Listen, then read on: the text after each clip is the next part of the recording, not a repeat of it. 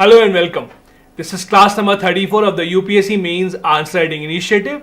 We are doing this class on the 1st of June. So this is the month that you would have your prelims exam coming up in case you are planning for the 2024 prelims as well. If you are new here, this series is an initiative to make sure that you do not fear mains answer writing if you reach that stage.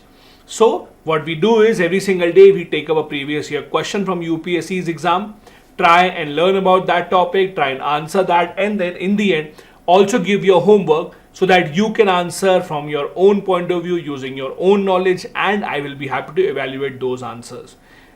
Couple of requests. First, if you have not hit the subscribe button so far, please do that right away. Second, if you have still not become part of the Telegram channel, please do that. On the Telegram channel, you will get a lot of other resources, including the PDF of all these lectures. I am giving you the link of the Telegram as well in the description of this video. With that out of the way, let's begin today's class. Just every single day I remind you of this, but I will remind you once again, if you are new here, in case you still don't know where and how to begin UPSC answer writing, if you are writing your first answer, I would really request you to go to class number 1 of this series where I have discussed about how to start answer writing. I am giving you the link of the entire playlist in the description of this video. In the very first class of that series, I had talked about how to write the introduction, what to write, what to avoid, what to write in the main body and what to write in the conclusion, where to write the way forward and where not to. So please make sure that you do see that before you actually start answer writing. It will clarify a lot of your doubts for the time forward. Now let's see what question are we taking up. Today we are taking up a question from history asked in 2022 GS paper number 1. Why was there a sudden spurt in famines in colonial India since the mid 18th century? Give reasons. Pretty simple, straightforward questions. History questions, especially when they come from modern history part, are pretty simple, straightforward. Now the question is, they are simply asking you the reasons why there was a sudden increase in the number of famine instances after the mid 18th century. You all have read modern history, you all know the British policies, how they exploited the farmers in India, how they forced them to go away from their usual crops and move towards cash crops such as indigo, etc. All of that was a reason because of which we saw famines in India. So what reasons? Obviously there will be the British policies of forcing the farmers from one side to the other, making sure that whatever the British wanted, they would grow those crops. Then the British investment obviously was almost zero. The British made sure that there was no new technology coming here. The British wanted to ensure that whatever was grown for only their purpose, a lot of it was used, or what of food basically was used by the British for their soldiers or for export, rather than making sure that the food, whatever is being grown, is utilized by Indians. A lot of these factors added up to a lot of these famines starting from the mid 17th century. So these are the reasons that we will write in detail. So we'll start with an introduction.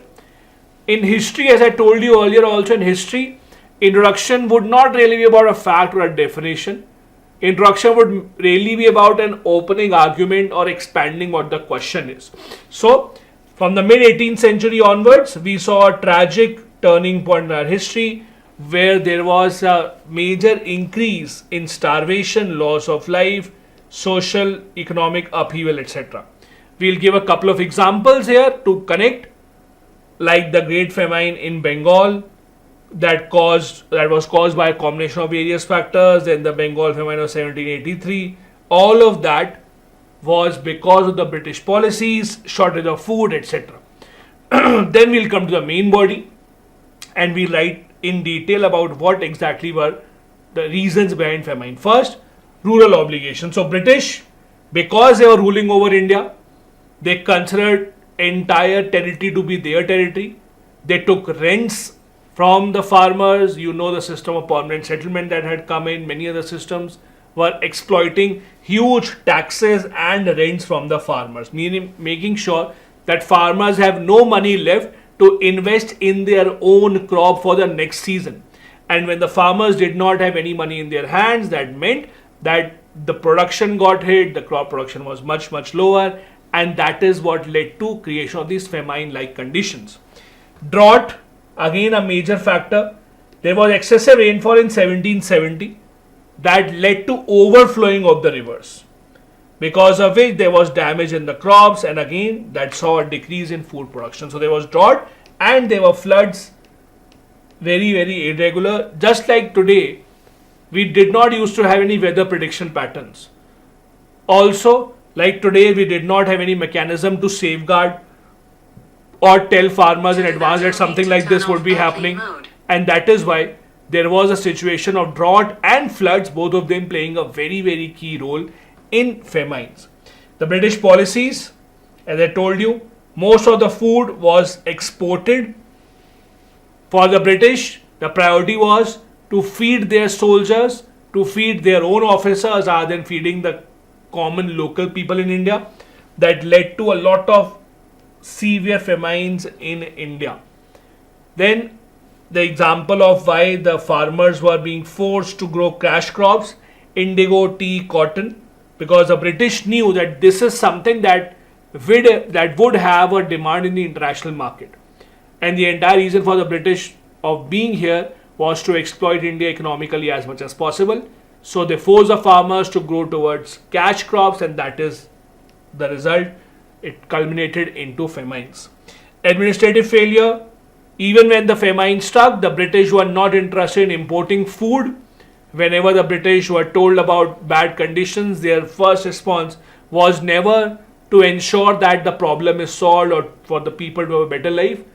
Their first and the only response was to ensure that their own interests are met. There were economic factors as well, as I told you earlier, permanent settlement and other systems that had led to a decline in agricultural productivity and overall much more increase in rural poverty. History based questions, mostly the modern history ones are pretty simple, straightforward. If you remember other reasons, feel free to write those as well without any compulsion. It really depends on what are the reasons that are at the top of your mind at that point of time. In the conclusion, as I told you earlier, in history, you can't give a way forward, you can't give a suggestion, because this is something that has already happened. So rather than writing about any suggestion what the government can do or the way forward, we'll just try and summarize it. That famine in colonial India was an unfortunate but a very frequent affair, which was because of a complex variety of reasons, including colonial exploitation, environmental degradation, the government turning a blind eye towards the plight of the common people and the farmers. All of that led to these conditions in India. This was today's question. And now your homework for the day. Slightly tricky homework, I know, but I want you to read more current affairs to see if you would be able to answer such questions. This is not a question that the UPSC has asked. This is a question based on the things that are in the news around us. How has the present Indian policy on standard essential patents impacted the domestic manufacturers in the telecom sector? Suggest alterations which are essential to ensure fair competition and innovation in this sector. I have told this earlier and I'll tell this again. When you're practicing answer writing, let's say you're trying to answer this question, you don't know what is standard essential patent, you have no idea. Then what do you do? In such case, when you don't know what exactly are these, what do you have to do? You have to make sure that you first read about this. Don't copy it, write in your own language. The answer has to be your words only. But you can read about it, you can search for content online. I don't mind that.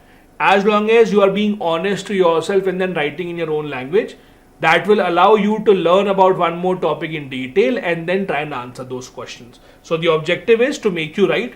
Even if you don't have the content, don't stop yourself, first read about it and then come and write.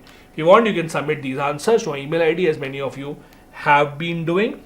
This brings me to the end of this class. I hope this series is helpful for you. I'll see you tomorrow at 7 p.m. Thank you so much. Bye-bye. Jai Hind.